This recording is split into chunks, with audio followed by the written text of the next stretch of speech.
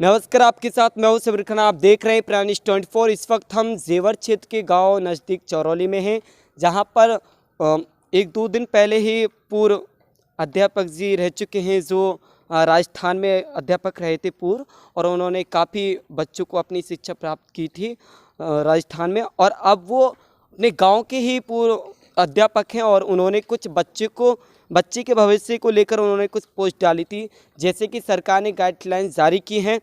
उनका कहना यह है कि जिस तरीके से 9 कक्षा से लेकर 12वीं तक के बच्चों के लिए स्कूल खोले जा रहे हैं, जिन नियमों के साथ खोले जा रहे हैं कि पहली क्लास से लेकर 8वीं क्लास तक के बच्चे के भी स्कूल खोले जाएं।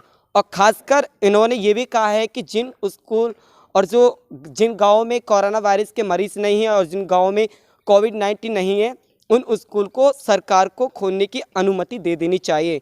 इस पर हम खास बात करेंगे, सर से पूछेंगे कि आखिर उन्होंने जो पोस्ट डाली थी वो किस को लेकर पोस्ट डाली थी, वो सरकार से क्या चाहते हैं। सर, स्वागत है आपका प्राइम न्यूज़ 24 पे। सबसे पहले तो पूछना चाहेंगे, सर आपका नाम क्या है? मेरा नाम मास्टर इंद्रपाल सिंह। सर, आपने किस समस्या को लेकर सरकार से बच्चों के भविष्य को लेकर क्या पोस्ट डाली थी? मैं यही पोस्ट डाली थी कि जो मतलब इस समय जो लगभग 7-8 महीने से स्कूल बंद हैं, स्कूल चलने चाहिए। क्योंकि मतलब कोरोना ऐसी बीमारी है, जहाँ नहीं है वहाँ स्कूल जो मतलब बिल्कुल बंद कर देना ये उचित नहीं है। जिन्हें स्कूल मतलब गाँव में कोरोना नहीं है, वहाँ जो मतलब पढ़ाई बदस्तूर होनी चाहिए। बहुत से जो मतलब अपना हर जगह जितने भी गांव में, अब मेरा ही गांव में लगभग 10,000 की आबादी है इस गांव की, और स्कूल 7 महीने से बंद हैं। एक भी मरीज कोरोना का हमारे गांव के अंदर नहीं है। तो ये बच्चों के भविष्य के साथ खिलवाड़ हो रहा है। मैं ये चाहता हूं कि जहां जो मतलब जिन गांवों में कोरोना नहीं है, जिन शहरों में कोरोना नहीं है, कॉलोनियों में नहीं है, वहाँ जो मतलब जो मानक हैं स्कूल खोलने के, उनको आपातकाल में जो मतलब हटा दिया जाए। बेरोजगार नौजवान जो मतलब अपना स्कूलों को जो मतलब जगह जगह गांव-गांव में जो मतलब खोलें। हमारी जो मतलब बोर्ड के जो मानक हैं 10वीं 12वीं के, उन मानकों पर जो सरकार ध्यान दे। किसी भी तरह से उन मानकों में कोई ढील देने की ज़रूरत नहीं है। क्यों कि अगर वहाँ ढील देंगे तो हमारे जो मतलब बच्चे पढ़ने में कमज़ोर रह जाएंगे।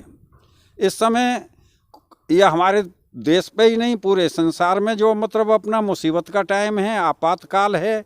और आपातकाल में तो जो मतलब जैसे भी व्यवस्था बनाई जा सके वैसे बना लेनी चाहिए। कोई बात नहीं है। हमारे गुरुकुल जो मतलब झोंपड़ियों में चला करते थे, हमारे गुरुकुल पेड़ों के नीचे जो मतलब चला करते थे। तो इस आपातकाल में जो मतलब स्कूल खोलने की अनुमति दे दी जाए। कहीं भी जो समिति बना के 10 जिम्मेदार आदमी अगर गांव के जो मतलब इस अंदर स्कूल चलाना चाहें तो उन्हें जो चला लेना देने चाहिए। कोई बिल्डिंग की जो मतलब इतनी बड़ी ज़रूरत नहीं है। जैसे भी जो मतलब पेड़ों के नीचे भी स्कूल जो मतलब चलाए जा सकते हैं, और हमारे आदिकाल से जो गुरुकुल चलते ही थे। जो शिक्षा बच्चे टीचर के सामने और स्कूल में प्राप्त कर सकते हैं, क्या ऑनलाइन वो शिक्षा प्राप्त कर सकते हैं बच्चे? ये बिल्कुल ही जो मतलब हमारे ग्रंथों के अंदर हर तरह के उदाहरण मिले हैं, मगर ये ऑनलाइन का कहीं मुझे उदाहरण नहीं मिला। और जो चीज़ जो हमारे ग्रंथों में नहीं है वो भविष्य में भी हो नहीं सकती। जो भी कुछ हो रहा है हमारे जो ग्रंथों के ही अनुसार हो रहा है। ऑनलाइन शिक्षा का कोई जो उदाहरण हमें अपने ग्रंथों में नहीं मिलता।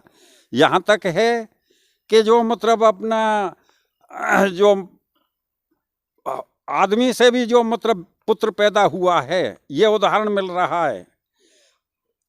गर्भ धारण किसी औरत ने किया है, वो ट्रांसफ़र कहीं कर रहे हैं, वो भी उदाहरण हमारे ग्रंथों में मिल रहे हैं। मगर भाई आज तक किसी ग्रंथ में ऑनलाइन शिक्षा का कहीं वर्णन नहीं है। शिक्षा तो गुरुओं के पास जाकर के ही ली जाती है। तो इन्हों का कहना है, जिस तरीके से यूपी सरकार ने बच्चों के लिए गाइडलाइंस जारी की थी, जिन नियमों के साथ स्कूल खोलने के सरकार ने आदेश दिए हैं, कल से स्कूल खुलने वाले हैं कक्षा 9 से लेकर 12वीं तक के। और बच्चे रह चुके हैं छोटे, उनके लिए भी खोलने की अनुमति सरकार से मांगना चाहते हैं, और सरकार को ऐसी अनुमति दे देनी चाहिए, क्योंकि देश के बच्चों का भविष्य का सवाल है। मैं समीर खान, प्राइम न्यूज़ 24 के लिए आसिफ खान के साथ, प्राइम न्यूज़ 24।